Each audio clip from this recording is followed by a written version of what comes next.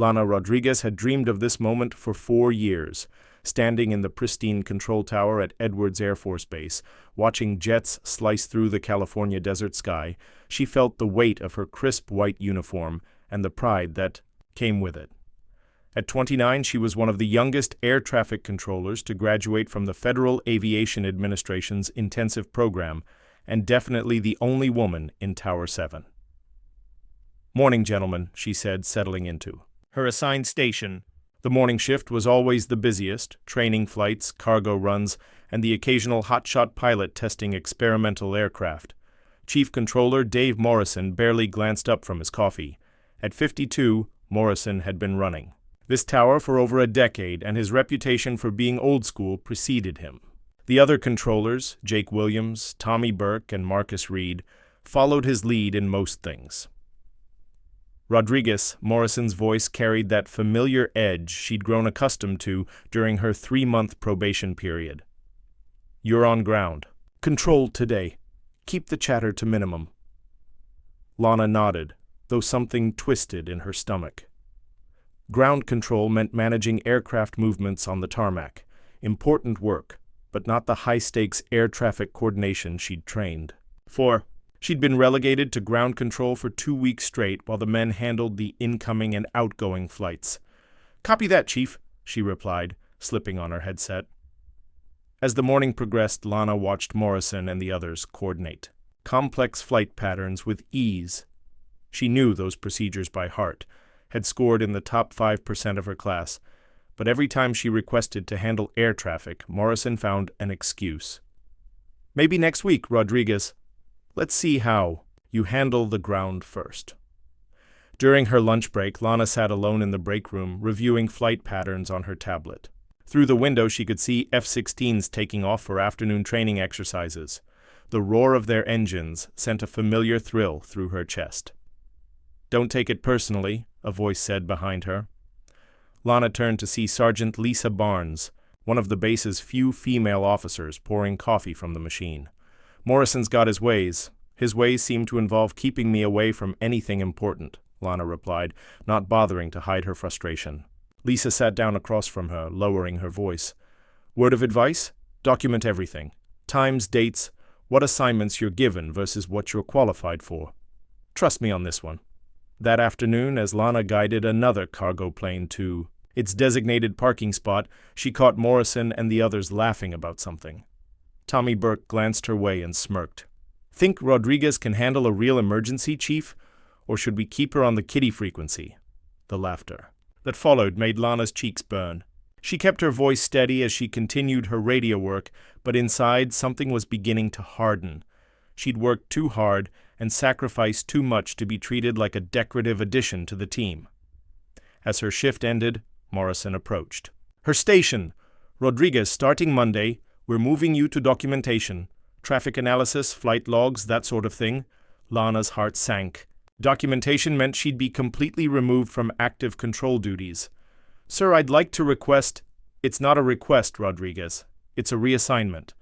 Morrison's tone brooked no argument. "You'll be more comfortable there. Less pressure." Walking to her car that evening, Lana felt the desert wind whip around her. She looked back at the control tower, its windows glowing against the darkening sky. Tomorrow she'd be sitting in a basement office instead of up there where she belonged. But as she drove home, Lisa's words echoed in her mind. Document everything. Maybe it was time to start keeping records of her own. Monday morning found Lana in room B12, a windowless office in the basement of the operations building. The walls were lined with filing cabinets, and her desk faced a computer monitor instead of the sprawling runway she'd grown to love.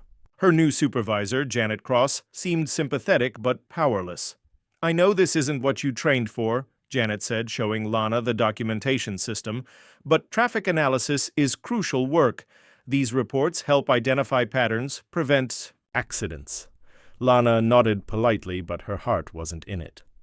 Through the ventilation system, she could hear the faint radio chatter from the tower above. Every transmission was a reminder of where she should be. By her third day in documentation, Lana had established a routine. She'd arrive early, complete her assigned reports, then spend her lunch break in the tower cafeteria, where she could at least see the runway through the windows. That's where she overheard the conversation that changed everything. "Did you see Rodriguez's training scores?" Jake Williams was saying to Tommy Burke. Both men were picking at their sandwiches, oblivious. To Lana, sitting 2 tables away. "Morrison showed them to us last week," Tommy replied. "Girl scored higher than any of us on the simulation tests. Perfect scores on emergency protocols." "So why's she stuck in the basement?" Tommy lowered his voice. "Chief says she doesn't have the right temperament. Too soft-spoken for emergency situations. Can't project authority when things go wrong." Jake laughed. More like Morrison can't handle having a woman show him up. "You remember what happened when she corrected his frequency calculation last month?" Lana's grip tightened on her coffee cup. She remembered that day perfectly. Morrison had made an error that could have caused a serious delay, and she'd quietly pointed it out. He'd fixed it, but hadn't acknowledged her input. "Think she'll file a complaint?" Tommy asked. "With who?" "Morrison's. Got friends all the way up to base command. Besides, she'll probably quit soon anyway. Most of them do." That afternoon, Lana found herself working late, ostensibly to finish a backlog of flight reports. But really, she was listening. Room B12 was directly below the Emergency Communication Center, and the ventilation shaft carried every word from the crisis management station above. Around 4:30 p.m., she heard Chief Morrison's voice drift down. "If we get any real emergencies today, I want experienced hands only. No room for mistakes." Lana pulled out her phone and opened the voice memo app. Lisa Barnes had been right about documentation, but Lana was documenting more than just work assignments now. Every dismissive comment, every qualification she met that was ignored, every time she was excluded from duties she was certified to perform. That evening, she drove to the base library and requested access to personnel policies and equal opportunity regulations. The librarian, an older woman named Dorothy, seemed unsurprised by the request. "Let me guess," Dorothy said quietly, pulling up the digital files. "Someone's not playing fair?" "Something like that," Lana replied. "Honey, I've been working on this base for 22 years. I've seen good people pushed aside for all the wrong reasons. Knowledge is power. Make sure you get yours." As Lana scrolled through policies on her laptop, she discovered something interesting. According to Air Force regulations, any certified air traffic controller had the right to maintain their emergency response qualifications through regular practice. Being relegated to documentation for more than 30 days without justification could be grounds for a formal review. She'd been in the basement for exactly 3 weeks.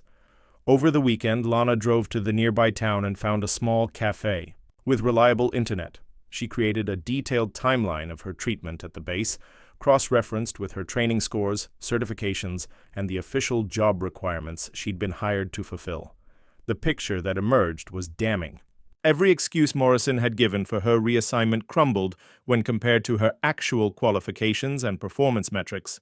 Monday morning, Lana returned to room B12 with renewed purpose. She completed her assigned work efficiently, but spent her free time researching precedent cases and building her documentation.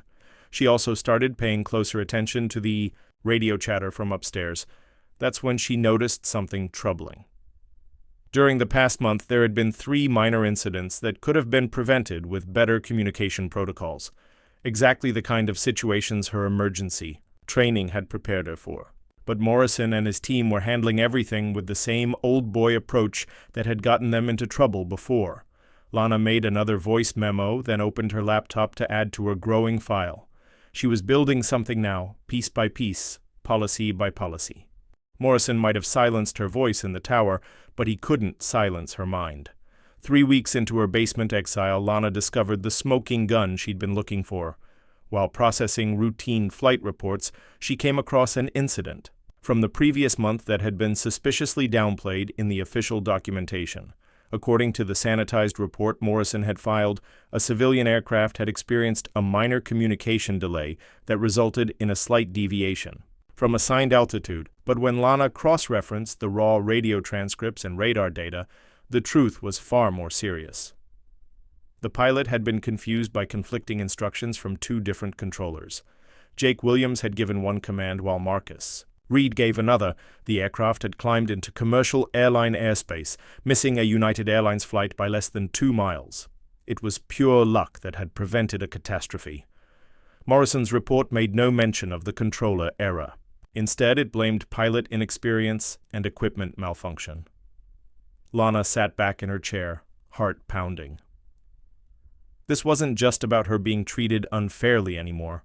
This was about flight safety being compromised to protect Morrison's crew. From accountability, she was so absorbed in the implications that she almost missed the emergency alarm echoing from upstairs. Within seconds, the basement filled with the sound of running footsteps and urgent radio chatter filtering through the ventilation system. Lana's training kicked in. She recognized the signature sounds of a major incident unfolding. Unable to resist, she crept upstairs and positioned herself near the emergency communication center. Through the partially open door, she could see Morrison and his team clustered around the primary radar station, their faces tense. "Falcon 29, repeat your status," Morrison's voice crackled over the radio. A shaky voice responded, "Tower Falcon 29, I've got multiple system failures here. Hydraulics are gone, electrical system is flickering. I'm not sure how long I can maintain control." Lana's blood ran cold. Falcon 29 was Captain Ryan Matthews, one of the base's top F-16 pilots. She'd seen him around the cafeteria, confident, skilled, but known for pushing aircraft to their limits during training exercises.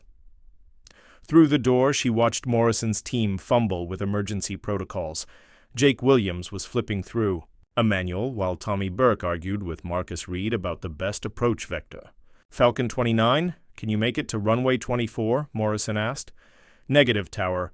I'm losing altitude fast. I need options now." Lana closed her eyes, visualizing the area around Edwards. She knew every approach path, every emergency landing zone within. A 50-mile radius. In her mind, she could see exactly where Captain Matthews was and what his best options were. But she wasn't supposed to be here. She was just the documentation clerk now. "Chief," Jake Williams said, his voice tight with stress, "he's coming in too hot for 24. At his current descent rate, he won't make the runway." "What about the auxiliary strip?" Tommy suggested. "Too short for an F-16 with no hydraulics," Marcus replied. Lana bit her lip, fighting every instinct she'd developed during 4 years of training. There was an emergency landing procedure for this. Exact scenario. She'd studied it extensively and even run the simulation dozens of times. But Morrison had made it clear she wasn't qualified for emergency situations. Falcon 29, the pilot's voice came again, more desperate now. "I've got maybe 2 minutes before I lose complete control. Where do you want me?" The silence from the control room was deafening. That night, Lana lay in bed, staring at the ceiling, haunted by what she'd witnessed. Captain Matthews had eventually made it down safely, but only after Morrison had consulted with 3 different off-site experts and delayed critical decisions for nearly 5 minutes. Those 5 minutes could have been the difference between life and death. The next morning, she arrived at work to find a memo on her desk. Morrison was recommending her for a transfer to the base weather station, a lateral move that would effectively end her air traffic control career. "It's for the best," the memo read. "Rodriguez lacks the decisive temperament required for high-stress situations in air traffic management." Lana read the memo 3 times, then very carefully placed it in her growing file of documentation. The irony was perfect. Morrison was removing her from emergency situations, while his own team struggled with basic crisis management. That afternoon, she made a phone call to the Inspector General's office at Air Force Headquarters. She didn't file a formal complaint yet, but she asked detailed questions about the process, the timelines, and the types of evidence that would be required. The officer who answered her questions was thorough and professional. "If you decide to move forward with a formal complaint, ma'am, make sure you have comprehensive documentation, dates, witnesses, specific policy violations, and if there are any safety concerns involved, that takes priority over everything else. Safety concerns." Lana thought about Captain Matthews's close call, about the near miss from the month before, about Morrison's pattern of covering up his team's mistakes while punishing others for their competence. That evening, she started drafting her formal complaint. But as she wrote, she realized she needed more than documentation now. She needed proof that lives were at risk. Lana's opportunity came sooner than expected. The following week, she was assigned to audit all emergency response incidents. From the past 6 months, exactly the kind of routine busy work Morrison assumed would keep her occupied and out of the way. What Morrison didn't realize was that he'd just given her official access to every communication record, every radar track, and every incident report filed by his tower. Working methodically through the files, Lana began to see a disturbing pattern. Over the past 6 months, there had been 7 incidents that qualified as emergency situations, everything from engine failures to weather emergencies to pilot medical issues. In 5 of those 7 cases, Morrison's team had made critical errors in judgment or procedure. The errors were subtle, the kind that might not be noticed by someone without extensive emergency training. A delay in clearing airspace. Confusion about backup landing sites. Conflicting instructions that forced pilots to make their own decisions during critical moments. Each incident had been documented in ways that obscured the control tower's role in creating additional danger. Blame was consistently shifted to pilot error, equipment failure, or unforeseen circumstances. But Lana could read between the lines. She could see exactly where proper protocol had been abandoned, and where Morrison's experience had actually made situations worse. The most damaging case involved a medical emergency from 3 months ago. A civilian pilot had suffered what appeared to be a heart attack while flying a small aircraft with his teenage daughter as passenger. When the daughter took the controls and radioed for help, Morrison's team had directed her to an airport 40 miles away instead of the much closer military runway. Their reasoning, according to the report, was that the military runway would be less confusing for an inexperienced pilot, but Lana knew the real reason. Landing a civilian aircraft on the military runway required additional paperwork and coordination with base security. The girl had been forced to keep her unconscious father airborne for an additional 15 minutes while she navigated to the distant airport. The man survived, but barely. Lana made copies of everything. On Thursday afternoon, she was analyzing communication logs when she overheard Morrison on the phone in his office. His door was slightly ajar, and his voice carried clearly into the hallway. "No, sir, I don't think Rodriguez is working out," he was saying. "She's got the book knowledge. I'll give her that, but she doesn't have the instincts for this work. Too hesitant, doesn't project confidence." There was a pause while he listened to whoever was on the other end. "Yes, sir, I've documented everything carefully. I'm recommending her for immediate transfer to weather services, better suited to her temperament." Another pause. "I understand. The base needs qualified controllers, but I can't in good conscience recommend her for emergency certification. What if something happens during a real crisis?" Lana felt her face flush with anger. Morrison was actively sabotaging her career while his own incompetence was putting lives at risk. That evening, she called Lisa Barnes. "I need a witness," Lana said without preamble. "Someone who's seen what's happening in the tower." Lisa was quiet for a moment. "That's a big ask, Lana. Morrison's got a lot of influence around here. People could die, Lisa. His team isn't following proper emergency protocols, and he's covering it up. Can you prove it? I'm working on it. But I need someone with credibility to back me up when I file the complaint." Lisa sighed. "Give me a few days to think about it. And Lana, be careful. If Morrison thinks you're building a case against him, he could make things much worse for you." But things were already as bad as they could get, Lana realized. Morrison was actively working to end her career based on lies and prejudice. The only question now was whether she'd go down quietly or take him with her. Over the weekend, Lana drove to Los Angeles to meet with a friend from her training class who now worked at LAX. David Kim had always been one of the best students in their program, and she trusted his judgment. "Look at these incident reports," she said, spreading the documents across a coffee shop table. "Tell me what you see." David studied the papers for nearly an hour, occasionally whistling under his breath or shaking his head. "Jesus, Lana, these aren't just mistakes. This is systematic incompetence. How is Morrison still employed? He's been there for 12 years. He's got friends in high places." "Not friends who would be okay with this," David said, tapping one of the incident reports. "This medical emergency case alone is grounds for a full investigation. You need to take this to the Inspector General immediately. I'm still gathering evidence." "No, you don't understand. This isn't about workplace harassment anymore. This is about public safety. If you sit on this information and someone gets killed, you'll carry that responsibility forever. Driving back to Edwards that night, Lana knew David was right. She'd been so focused on building the perfect case that she'd lost sight of the bigger picture. Tomorrow she would file her complaint, but first she had one more piece of evidence to collect: the formal challenge. Monday morning, Lana walked into the Inspector General's office at 0800 sharp. Colonel Patricia Vance, a no-nonsense woman, in her mid-40s, reviewed Lana's documentation with the methodical attention of someone who'd seen every kind of military misconduct imaginable. "This is comprehensive work, Airman Rodriguez," Colonel Vance said after nearly an hour of review. "These incident analyses alone justify a full investigation. But I have to ask, why wait this long to come forward?" Lana had prepared for this question. "I wanted to be absolutely certain, ma'am. I didn't want to make accusations I couldn't support. And now you can support them?" "Yes, ma'am." "Every incident I've documented represents a deviation from established emergency protocols. Chief Morrison's team consistently prioritizes convenience over safety, then covers up their mistakes in official reports." Colonel Vance leaned back in her chair. "What outcome are you seeking, Airman?" "I want to return to active air traffic control duties as I'm qualified to perform, and I want assurance that proper emergency protocols will be followed in the future." "That's all?" Lana met her gaze steadily. "That's all, ma'am." Colonel Vance made several notes, then looked up again. "I'm going to initiate a formal investigation, effective immediately.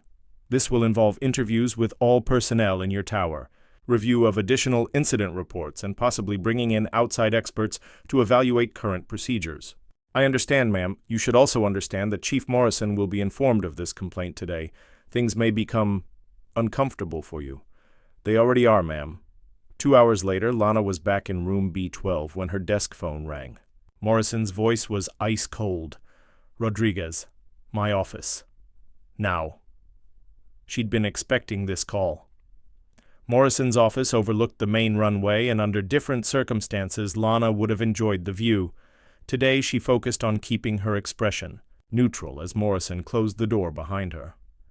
"I understand you've been talking to the Inspector General," he said without preamble. "Yes, sir.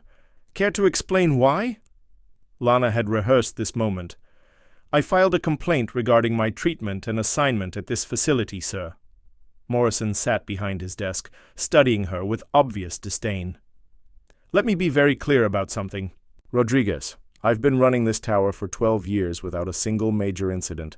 My team is experienced, reliable, and trusted by every pilot on this base. I'm sure they are, sir. You, on the other hand, have been here for 4 months. You've never handled a real emergency. You've never had to make split-second decisions when lives are on the line. And now you think you can waltz into the IG's office and question my professional judgment?" Lana felt her pulse quicken, but kept her voice steady. "Sir, I questioned specific procedural violations, not your professional judgment." Morrison's eyes narrowed. What procedural violations? This was the moment she'd been preparing for. The medical emergency from 3 months ago when a civilian aircraft was directed to Peterson Field instead of our runway, adding 15 critical minutes to the flight time. The near-miss incident from last month that was attributed to pilot error instead of conflicting instructions from ground control. That's enough. Morrison's voice cut through her recitation like a blade. Those incidents were handled appropriately and documented according to regulation.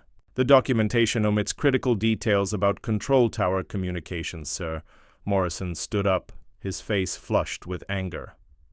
"You have a lot of nerve, Rodriguez. You think because you scored high on some tests, you know better than controllers. With decades of experience, I think proper protocols exist for a reason, sir. Get out of my office." "Yes, sir." As Lana reached the door, Morrison's voice stopped her. "One more thing, Rodriguez.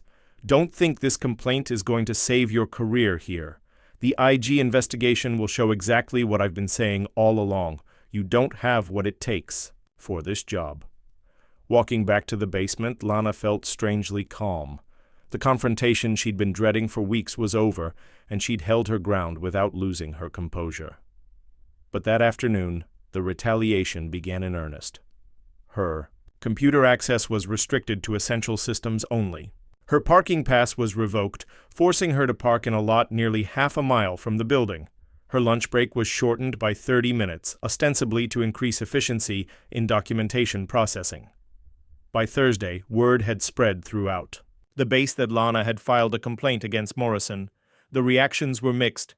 Some people avoided her entirely, while others offered quiet words of support. "Heard you stirred up the hornet's nest," Lisa Barnes said, joining Lana at an isolated table in the cafeteria. "Something like that. For what it's worth, I think you did the right thing. Morrison's been untouchable for too long." Lana looked up. "Hopefully. Does that mean—" "I'll testify if the IG asked me directly," Lisa said. "But I can't volunteer information. I've got my own career to think about." It wasn't the full support Lana had hoped for, but it was something. Friday afternoon, Colonel Vance called with an update. "The investigation is proceeding, Airman Rodriguez. I've scheduled interviews with all tower personnel for next week. In the meantime, I want you to continue documenting any retaliatory actions taken against you." "Yes, ma'am. And Rodriguez, the incident reports you provided have raised some serious questions. We may need to bring in air traffic control experts from outside the base to review current procedures." That night, Lana sat in her small apartment, looking out at the desert landscape. In the distance, she could see the lights of the control tower where she should have been working. Soon, she thought. One way or another, this would be resolved. Soon, the investigation unfolds. The IG investigation kicked into high gear the following Monday. Colonel Vance had brought in 2 external air traffic control experts from the Federal Aviation Administration, and their presence on base sent shockwaves through Morrison's tower. Lana watched from her basement office as investigators moved through the facility, interviewing personnel and examining records. She could hear the tension in radio communications. Morrison's usual confident demeanor had been replaced by clipped, overly formal exchanges. Tuesday afternoon, Lana was called in for her formal interview. The conference room was intimidating. Colonel Vance sat at the head of a long table, flanked by the 2 FAA experts and a legal representative from Base Command. "Airman Rodriguez," Colonel Vance began, "please walk us through your specific concerns." Regarding emergency protocol compliance in Tower 7, for the next 2 hours, Lana methodically presented her evidence. She explained each incident, referenced specific violations of established procedures, and provided documentation showing how official reports had been altered to obscure control tower errors. The FAA experts asked detailed technical questions that demonstrated their deep understanding of air traffic control procedures. One of them, a woman named Janet Torres, who'd spent 20 years managing emergency situations at major airports, seemed particularly interested in the medical emergency case. "In your professional opinion, Airman Rodriguez, what should have been the appropriate response when the civilian aircraft declared a medical emergency?" Lana had prepared for this question. "Ma'am, according to FAA Emergency Protocol 7110.65, the priority should have been immediate vectoring to the nearest suitable runway. In this case, that was our runway 24, which could have accommodated the aircraft safely and reduced flight time by approximately 15 minutes. And why wasn't that option chosen? According to the incident report, Chief Morrison determined that Peterson Field would be less confusing for an inexperienced pilot. However, the pilot was actually the teenager's father, who was unconscious. The 16-year-old daughter was flying the aircraft with no prior experience. Janet Torres and her colleague exchanged glances. So the decision actually increased the complexity of the situation for the least experienced person in the aircraft? Yes, ma'am. Wednesday brought more interviews. Lana could see Morrison and his team entering and leaving the conference room. Throughout the day, their faces grim. Jake Williams looked particularly shaken when he emerged from his session. That evening, Lisa Barnes found Lana in the parking lot. "They asked me about your qualifications," Lisa said without preamble. "I told them the truth. You're one of the most knowledgeable controllers I've ever met. Thank you. They also asked about Morrison's treatment of female personnel. Apparently, you're not the first woman to have problems in that tower." This was news to Lana. "What do you mean?" 3 years ago, there was another female controller, Amanda Walsh. Brilliant woman, top of her class. Morrison transferred her out. After 6 months, claimed she was too emotional for emergency work. She ended up leaving the Air Force entirely. Did she file a complaint? She tried, but she didn't have the kind of documentation you've put together. Her case went nowhere. Thursday morning, Colonel Vance called Lana into her office for a private meeting.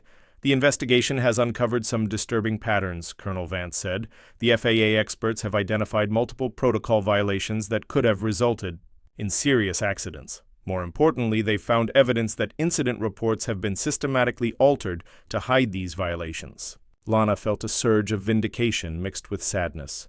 She'd hoped to be wrong about Morrison's cover-ups. What happens now, ma'am? Chief Morrison will be relieved of his command pending a full review by Air Traffic Control Command. The entire tower will undergo retraining on emergency protocols, and you, Airman Rodriguez, will be immediately restored to active control duties. Thank you, ma'am. Colonel Vance held up a hand. Don't thank me yet. This investigation has revealed serious safety concerns that go beyond your personal treatment. The FAA is considering a broader review of air traffic control procedures across multiple military installations. That afternoon, Lana received official notification that she was being reassigned to active duty in Tower 7, effective immediately. Her new supervisor would be Major Robert Chen, a veteran controller being brought in from Nellis Air Force Base to clean up Morrison's mess. But as Lana prepared to return to the tower, she learned that Morrison wasn't going quietly. Through base scuttlebutt, she heard that he was claiming the investigation was biased, that outside experts didn't understand the unique challenges of military air traffic control, and that Lana had manipulated evidence to support her complaint. Friday morning, as Lana walked into the tower for the first time in 6 weeks, she could feel the tension in the air. Jake Williams and Tommy Burke avoided eye contact, while Marcus Reed offered a grudging nod of acknowledgement. Major Chen was waiting for her at the primary control station.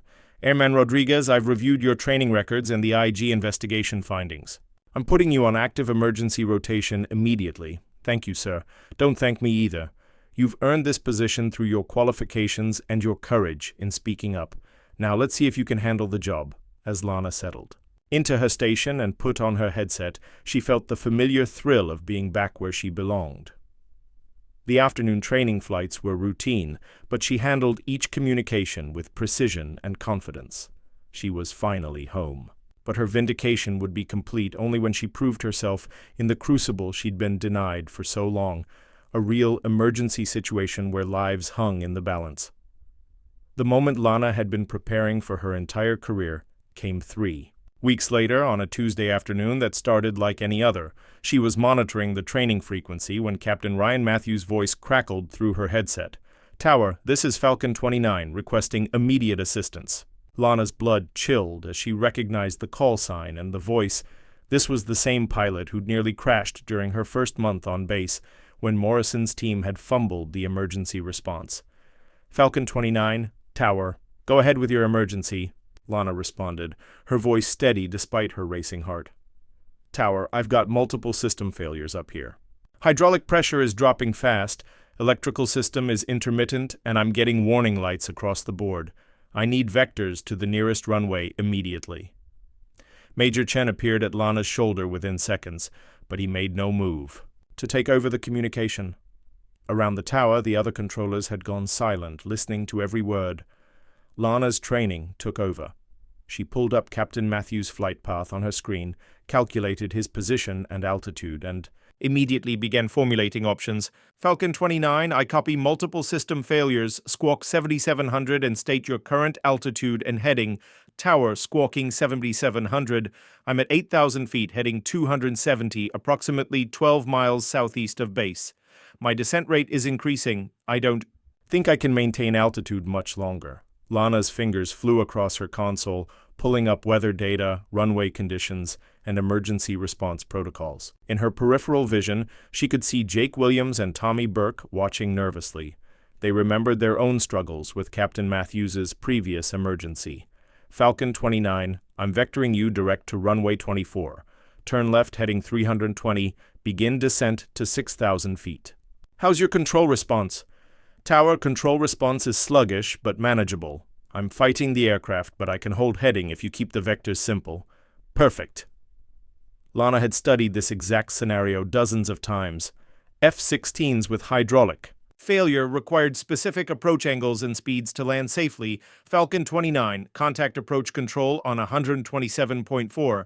They'll vector you for a straight-in approach to runway 24. I'm coordinating emergency services now.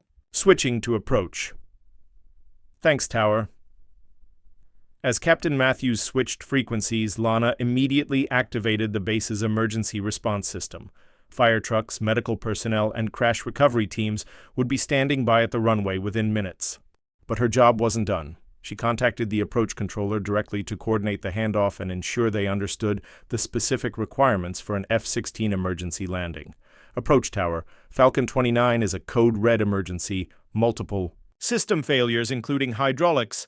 He'll need a long final approach and emergency equipment standing by. Tower, approach. Understood.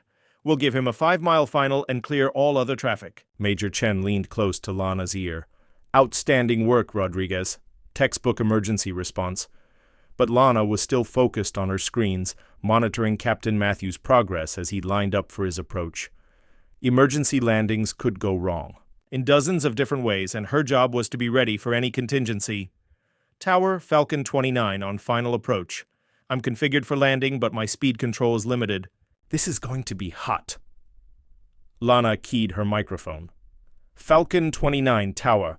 Runway is yours. Emergency equipment is standing by. You're cleared to land. Through the tower windows, everyone could see the F-16 approaching at a steep angle, trailing a thin stream of fluid, probably hydraulic oil. The aircraft looked stable, but Lana knew Captain Matthews was fighting for control with every second. Tower, touchdown! The F-16 hit the runway hard but straight, immediately deploying its drag. Shoot! Lana watched as the aircraft rolled out longer than normal. Without proper hydraulic pressure, Captain Matthews had limited braking capability, but he was down safe. Falcon 29, Tower. Welcome back. Taxi to the emergency ramp. Ground crew is standing by. Tower, Falcon 29. Thanks for getting me home. That was some of the best emergency coordination I've experienced. As Captain Matthews taxied clear of the runway, the tower erupted in quiet congratulations. Major Chen clapped Lana on the shoulder, while even Jake Williams offered a grudging nod of respect. Outstanding work, Rodriguez, Major Chen announced to the entire tower crew. That's exactly how emergency procedures should be executed. But for Lana, the real validation came an hour later when Captain Matthews climbed the stairs to the tower. Still in his flight suit, he walked directly to her station. "You're the controller who brought me in?" he asked. "Yes, sir." "Lana Rodriguez." Captain Matthews extended his hand. "Ryan Matthews, I owe you one, Rodriguez. When my hydraulics went out, I thought I was going to have to punch out over the desert. Your vectors were perfect. Just doing my job, sir. No, that was more than just doing your job. That was expert-level air traffic control." He paused, studying her face. "Wait a minute. Weren't you the one they had stuck in documentation for a while?" Lana felt her cheeks warm. "Yes, sir." Captain Matthews shook his head. "That's insane. After what I just experienced, I'd trust you to talk me through any emergency, any time." Word of Lana's successful emergency response spread quickly throughout the base.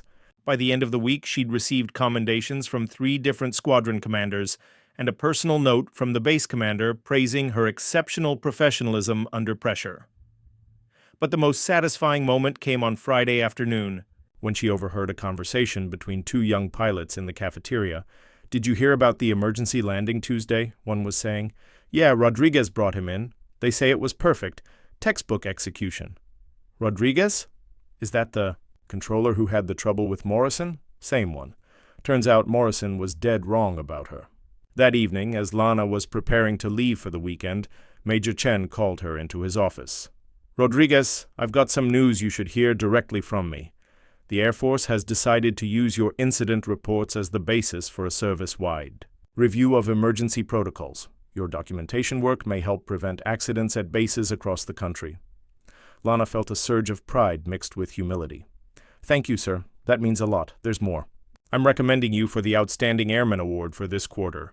Your technical expertise and courage in speaking up exemplify the best of Air Force values.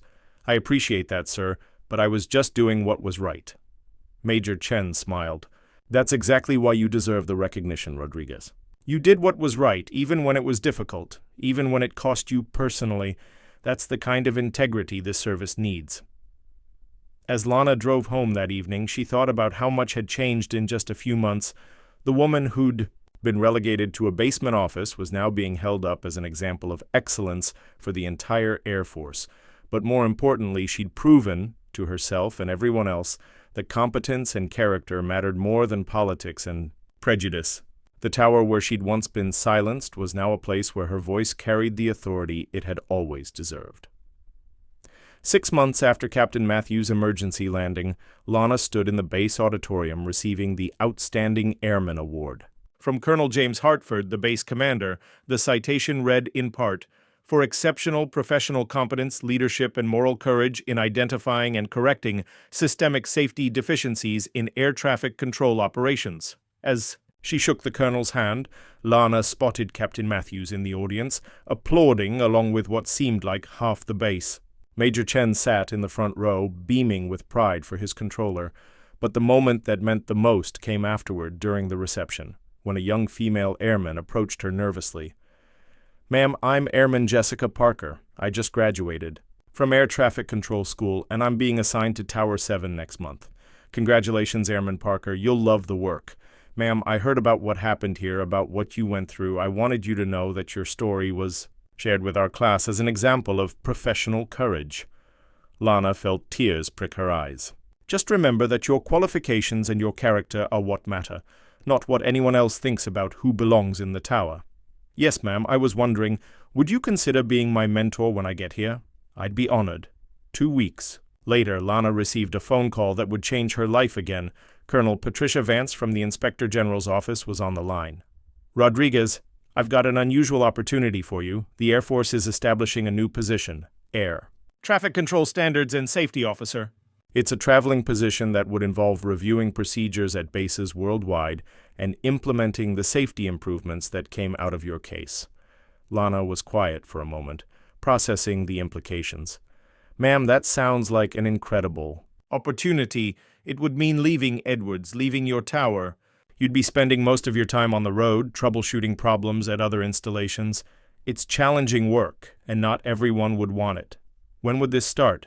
6 months from now, after you complete some additional training at the Air Traffic Control Command headquarters. You'd be promoted to Staff Sergeant and given considerable autonomy to implement changes. That evening, Lana sat in her favorite spot, overlooking the runway, watching the sunset paint the desert sky in brilliant oranges and purples. A year ago, she'd been fighting just to be heard in this tower. Now she was being offered the chance to improve air traffic control safety across the entire Air Force. It wasn't an easy decision. Tower 7 had become home in ways she'd never expected. Under Major Chen's leadership, it had become a model of professional excellence and mutual respect. She'd finally found her place, her voice, her vindication. But as she watched an F-16 touch down smoothly on runway 24, guided by the clear, confident voice of Airman Parker over the radio, Lana realized that her real victory wasn't about finding her place in this tower. It was about proving that competence, courage, and integrity could overcome any obstacle. And now she had the chance to share that lesson with controllers around the world. 3 days later, she walked into Major Chen's office and accepted the promotion. "You're sure about this, Rodriguez?" Major Chen asked. "You've built something special." "Here, yes, sir, but maybe it's time to help build something special everywhere." On her last day at Edwards, the entire tower crew gathered for her farewell. Captain Matthews had flown in specifically for the occasion, and even some of the base commanders she'd never directly worked with came to wish her well. Jake Williams, who'd been one of Morrison's most loyal supporters, approached her during the reception. "Rodriguez, I owe you an apology," he said quietly. "I was wrong about you. Wrong about a lot of things. You've made all of us better controllers." "Thank you, Jake. That means a lot. For what it's worth, I'm glad you didn't let us silence you." As the party wound down, Lana found herself alone in the tower one last time. She put on a headset and listened to the evening air traffic. Commercial flights heading to Los Angeles, military transport planes returning from overseas, and the constant hum of training flights that kept the base running. Tomorrow, she'd begin a new chapter that would take her around the world. But tonight, she was exactly where she belonged, in a control tower with a clear voice and the authority to use it. Her phone buzzed with a text message from Airman Parker. "Ma'am, just wanted to say thank you again for everything. I hope I can follow your example." Lana smiled as she typed back, "Just remember, never let anyone convince you that your voice doesn't matter. Sometimes it's the only thing standing between disaster and safety." As she walked out of Tower 7 for the final time, Lana carried with her the knowledge that she'd not only found her own voice, but had helped ensure that future generations of controllers, regardless of their gender, background, or the prejudices they might face, would have the chance to use theirs. The woman who'd once been silenced had become the voice of change for an entire service. And in control towers around the world, that voice would guide others safely home for years to come. Never underestimate a woman with expertise and the courage to use it. Sometimes the difference between disaster and safety is simply having the right person in the right place with the confidence to speak up when it matters most. If you enjoyed this story, don't forget to hit the subscribe button and become a part of our Everyday Life Stories community. Where are you watching from? Drop a comment below. We love hearing from our amazing viewers around the world.